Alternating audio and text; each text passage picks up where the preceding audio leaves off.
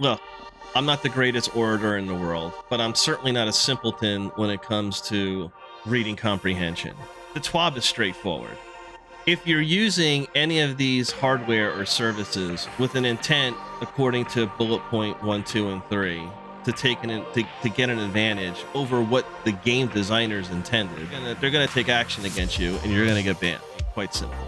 If you're using these specifically, someone with a disability or needs the aid in order to just play the game, then you're fine.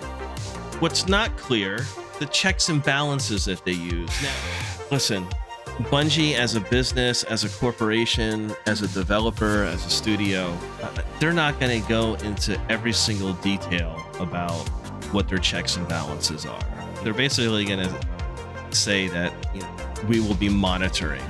They don't have a responsibility, or much less an obligation, to be that transparent and reveal specifically what their internal processes are to catch people using these accessibility aids that is not intended and against the TOS of Bungie. Like, in TOS, I mean terms of service. They're not going to do that.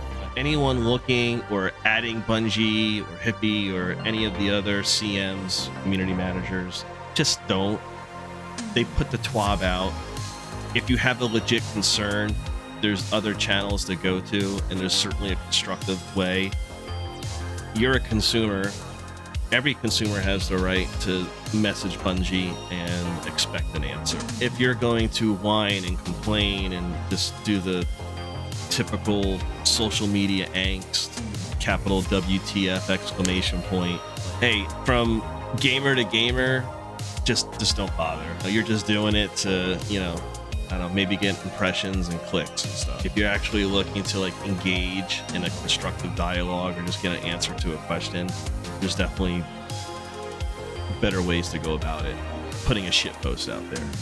The message is clear. What isn't clear on what their checks and balances are, but I don't necessarily feel like they have to tell us what those are. If you enjoy the content, just trust us. So I'm willing to trust Bungie. They're a bunch of professionals, do their job. I don't feel like they have to really go into specifics about what their internal process is. But let's look at something else here. External accessibility aids are any device or input that augments the player's ability to control the game beyond what the game itself normally provides.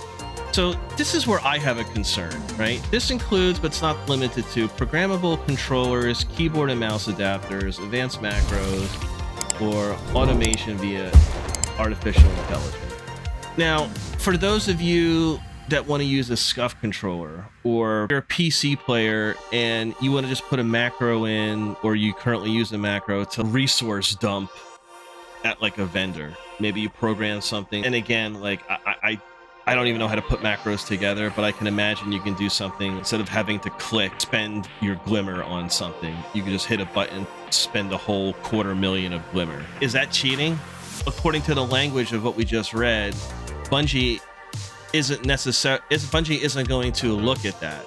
So there must be a way internally where that PC player using that macro to do their glimmer dump, or the player just using a SCUF controller, there has to be a way internally as you're playing, Bungie identifies what that input is.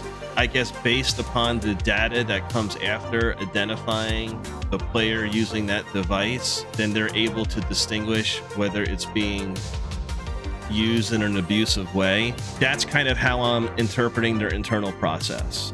I'm not a developer. I don't work at Bungie specifically.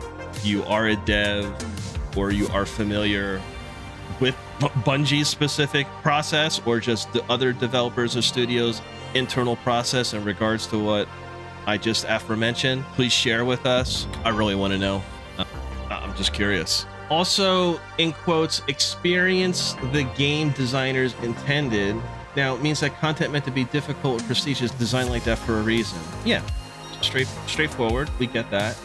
We don't intend for difficulty to be automated away via software or hardware. Yes, that's straightforward. Therefore, simply using an accessibility aid to play Destiny 2, where a player cannot play otherwise, will not be a violation of this policy. So they're basically like protecting themselves and saying, listen, if you can't play Destiny, if you need this, if you need the accessibility aid, you're not going to get flagged. Again, we don't know what their checks and balance system is. But using these tools to mitigate challenges all players face, like reducing recoil or aim assist, would be a violation. Sloop, can I still use my scuff? I'm going to say yes, according to what I'm reading right here. They say external accessibility aids are programmable controllers. Obviously, you have like the Scuff series, you can program that controller, right? You can set it up differently. PlayStation and Xbox have their own versions. Why would Bungie identify someone just using one of those programmable controllers and auto ban you? But again, there's something that they do internally once they identify that you're using the aid to see if you are abusing.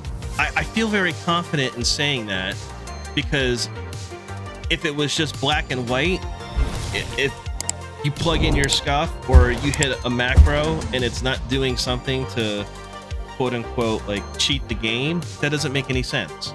They're not going to do that. There'd be a huge ban over like a third, maybe even half or more of the player base. I mean, that would be unprecedented. So I don't think Bungie is extending the long arm of their law that far.